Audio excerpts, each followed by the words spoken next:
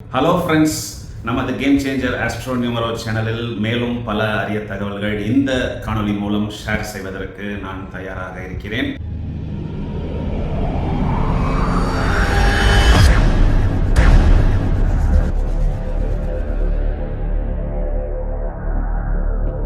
முக்கியமான சில தகவல்கள் இந்த பதிவில் இருக்கிறது. அதாவது யார் எதை செய்யலாம், யார் எதை செய்யக்கூடாது, யார் யாருடன் சேரலாம், யார் யாருடன் சேரக்கூடாது, இது நம் ஜாதகத்தில் உள்ள ராசி மற்றும் லக்னத்தை வைத்துத்தான் முடிவெடுக்க வேண்டும்.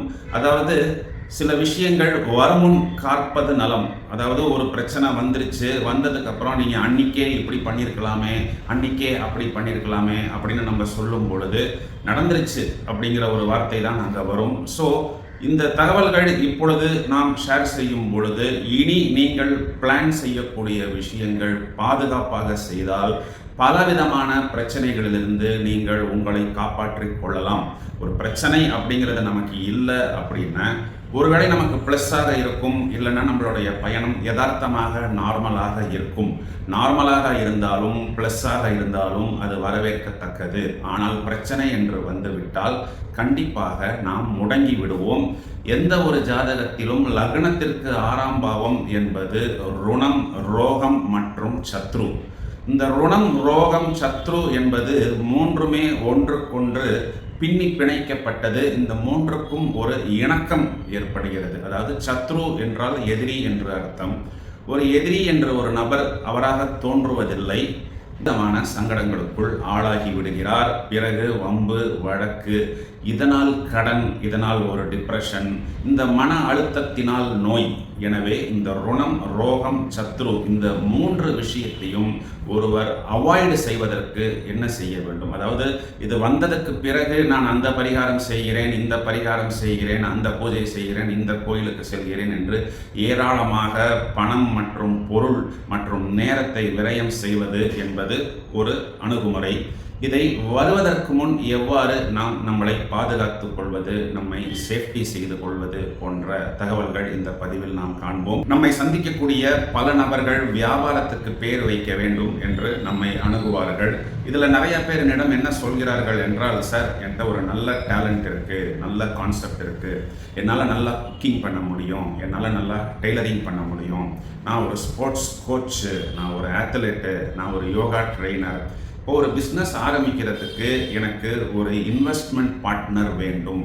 அந்த இன்வெஸ்ட்மெண்ட் பார்ட்னர் வந்தால்தான் பிஸ்னஸை ஓப்பன் செய்யும் பொழுதே ஒரு பெஸ்ட்டாக, ஒரு கிராண்டாக, ஒரு அட்ராக்டிவாக, first impression is the best impression என்று சொல்வது போல் இந்த பிஸ்னஸை, இந்த ஹோட்டலை, இந்த ஜூஸ் ஷாப்பை, இந்த டெய்லரிங் ஷாப்பை, இந்த டுட்டோரியல்ஸை என்னால் ஓப்பன் செய்ய முடியும். அப்படி நான் ஓப்பன் பண்ணிட்டா ஆட்டோமேட்டிக்காக என்னுடைய டேஸ்ட்டுக்கு, என் ப்ராடக்ட்டுக்கு, என் கான்செப்டுக்கு க்ரௌடு வந்து கொண்டே இருப்பார்கள். ஸோ நான் யாருடன் சேரலாம், எனக்கு இதுக்கு ஒரு பிஸ்னஸ்க்கு பேர் வைத்து கொடுங்கள் அப்படின்னு நிறையா பேர் கேட்பாங்க. இந்த இன்வெஸ்ட்மெண்ட் பார்ட்னர், ஒர்க்கிங் பார்ட்னர் எப்படி இருந்தால் அந்த ஜேர்னி ஸ்மூத்தாக இருக்கும், அந்த ஜேர்னி ரெண்டு பேருக்கும் பெனிஃபிஷியலாக இருக்கும், யார் யாருடன் சேரலாம், யார் யாருடன் சேரக்கூடாது போன்ற விவரங்களை இப்பொழுது நாம் டீட்டெயிலாக பார்க்க போகிறோம். முதலில் மேஷ லக்னத்தை எடுத்துக்கொள்வோம். இந்த மேஷ லக்னத்திற்கு 7ஆம் பாவம் என்பது துலாம். இந்த துலாத்தின் அதிபதி சுக்கிரன். பொதுவாகவே ஜாதகத்தில் என்ன சொல்லுவாங்கன்னா, இந்த 7ஆம் பாவம் என்பது களத்திர ஸ்தானம், அதாவது மேரேஜ், லைஃப் பார்ட்னர் அப்படின்னு சொல்லுவாங்க. இந்த 7ஆம் பாவத்துக்கு இன்னொரு காரகத்துவம் இருக்கு. அதாவது வியாபாரத்தில் வரக்கூடிய பார்ட்னர், அதாவது இந்த கூட்டாளி என்று சொல்லக்கூடிய நபர்களையும் இந்த 7ஆம் பாவம் தான் குறிக்கும்.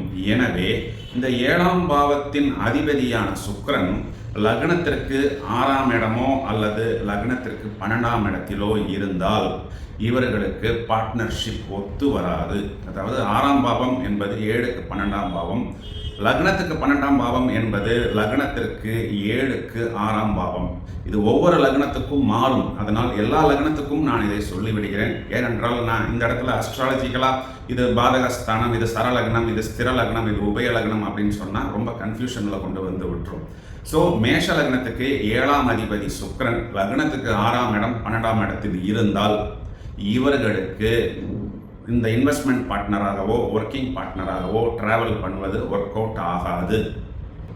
மேஷ லக்னக்காரர்கள் ஒரு பார்ட்னரை எடுத்துக்கொள்கிறார்கள் என்றால் அந்த பார்ட்னர் கன்னி ராசி கண்டிப்பாக தவிர்க்க வேண்டும். இப்போலாம் பேசும் பொழுதே உங்களுடைய ராசி என்ன, நட்சத்திரம் என்ன அப்படிங்கிறத ஈஸியாக எல்லாருமே கேட்டுடுறாங்க.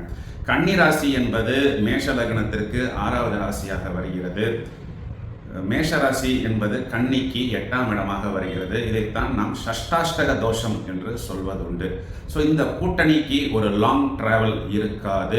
மேலும் கன்னிராசிக்காரர்களுக்கு லக்னாதிபதி புதன் இவர்கள் விவேகமாக ஒரு விஷயத்தை செய்யக்கூடியவர்கள்.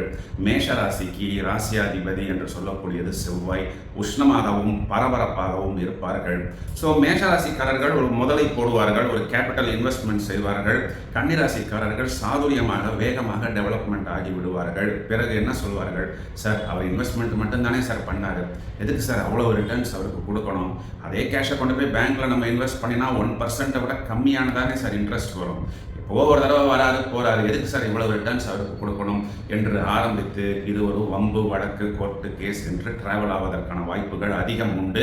மேலும் மேஷராசிக்காரர்கள் கும்பராசியையும் அவாய்டு செய்து விடலாம். கும்பராசி என்பது மேஷத்துக்கு 11ஆம் இடம், லாபஸ்தானம் தானே என்று அனைவரும் கேட்கலாம். ஆனால் இந்த லக்னத்திற்கு கும்பம் என்பது பாதகஸ்தானம். அதனால் இதையும் இவர்கள் அவாய்டு செய்வது நல்லது. இப்பொழுது இதை செய்யக்கூடாது, சேரக்கூடாது என்று சொல்லிவிட்டோம். யார் செய்யலாம், மேஷராசியில் யாருடன் சேரலாம், எப்படி இருக்கு அதையும் இப்பொழுது பார்ப்போம்.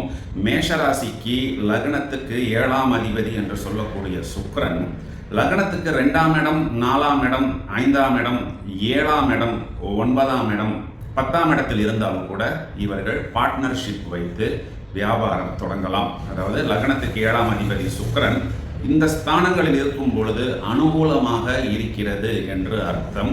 மேலும் இந்த ராசிக்காரர்களுக்கு சிம்ம ராசி மற்றும் தனுசு ராசி நபர்கள் பார்ட்னர்களாக வரும் பொழுது அவர்களுடைய வேவ்லென்த் நன்றாக சிங்க் ஆகும். ஒரு நல்ல வைப்ஸ் ஏற்படும். பிஸ்னஸ் என்பது இவர்களுக்கு அனுகூலமாக செல்லும். பார்ட்னர்ஷிப்பில் ஒரு பெரிய ஈடுபாடு இல்லை என்றாலும் கண்டிப்பாக ஒரு பிரச்சனையோ ஒரு வேறுபாடோ ஒரு டிட்டாச்மெண்ட்டோ ஏற்படாது. ஏதாவது ஒரு காரணத்தில் இவர்கள் பிரிய நேர்ந்தாலும் கூட ஒரு ஃப்ரெண்ட்ஷிப்பாக பிரிவார்கள். இது நாம் அனுபவத்தில் சந்தித்த விஷயம். அடுத்தது நாம் இப்பொழுது ரிஷப லக்னத்தை எடுத்துக்கொள்வோம். இந்த ரிஷப லக்னத்தை பொறுத்தவரை ஸ்திர லக்னம். அதனால் அஸ்ட்ராலஜிக்கலாக சொல்லாமல் நான் ப்ராக்டிக்கலாகவே சொல்லிடுறேன். ஸ்திர லக்னம் என்று சொல்லக்கூடிய இந்த ரிஷப லக்னத்திற்கு 7ஆம் அதிபதி ஜாதகத்தில் செவ்வாய். இப்போ நம்ம மேஷத்துக்கு போட்ட அதே கால்குலேஷன் இங்கே போடக்கூடாது. 6ஆம் இடம் என்று சொல்லக்கூடாது.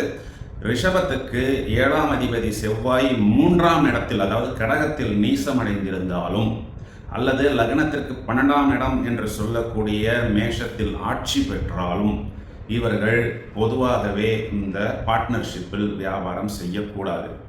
இப்போ செவ்வாய் 3ஆம் இடத்தில் நீசமடைந்திருந்தால் பார்ட்னர் ஒரு ஒர்க் எதுவுமே பண்ண மாட்டார். இன்வெஸ்ட்மெண்ட் கூட பண்ணுறேன்னு சொல்லிட்டு ஆசை காமிச்சிட்டு அப்படியே ஒதுங்கிடுவார்.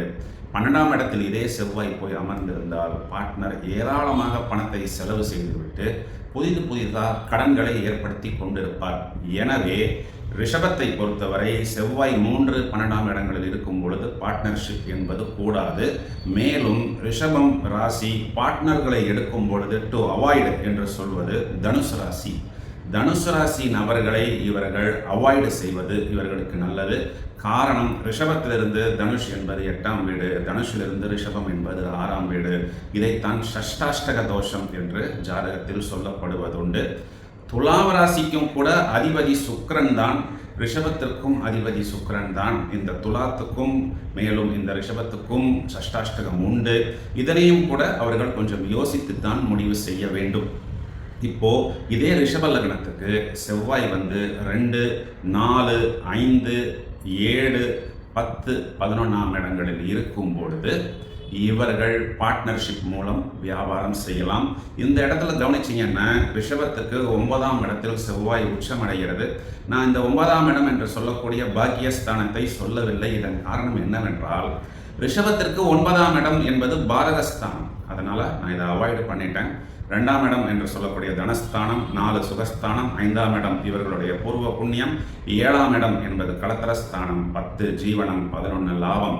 இந்த அமைப்புகளில் இருக்கும் பொழுது இவர்கள் கண்ணை மூடிக்கொண்டு பார்ட்னர்ஷிப்பில் தைரியமாக இறங்கலாம். கண்டிப்பாக அவர்களுக்கு ஒரு ப்ளஸ் பாயிண்ட் உண்டு.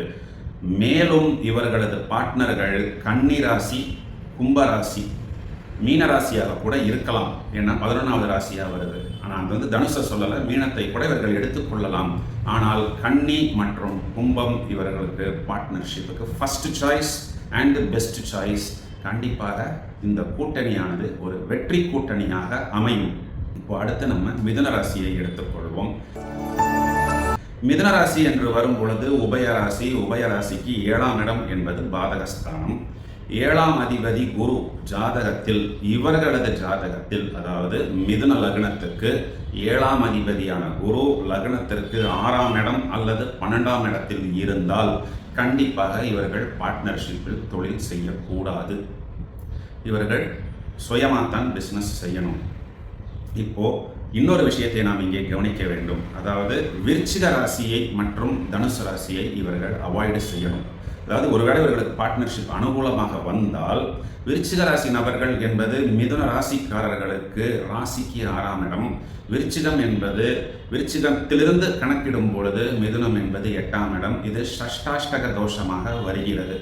இதில் இன்னொரு விஷயம் என்னவென்றால், தனுசு ராசியை கூட இவர்கள் அவாய்டு செய்யலாம். ஏனென்றால் தனுஷ் என்பது இந்த மிதுனம் அதிபதி புதனுக்கு குரு பாதகாதிபதி, மேலும் பாதகஸ்தானத்துக்கு அதிபதி. அதனால் ஒரு விதத்தில் சில நெகட்டிவ் வைப்ரேஷன்ஸ் ஏற்படும். இவர்களையும் இவங்க அவாய்டு பண்ணுறது பெஸ்ட்டு.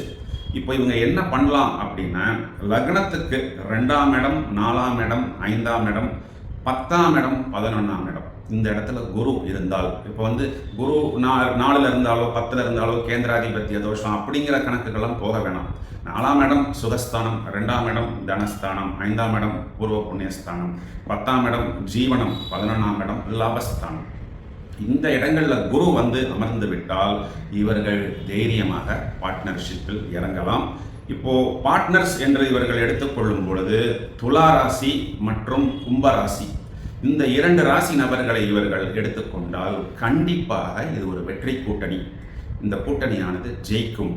இவ்வளவு விஷயத்தை ஏன் நாம் இங்கே கொடுக்கிறோம் என்றால், ஒரு திருடன் நம்மளை துரத்தும் பொழுதுதான் நம்ம எந்த அளவுக்கு வேகமாக ஓட முடியும் அப்படிங்கிறது நமக்கே தெரியும்.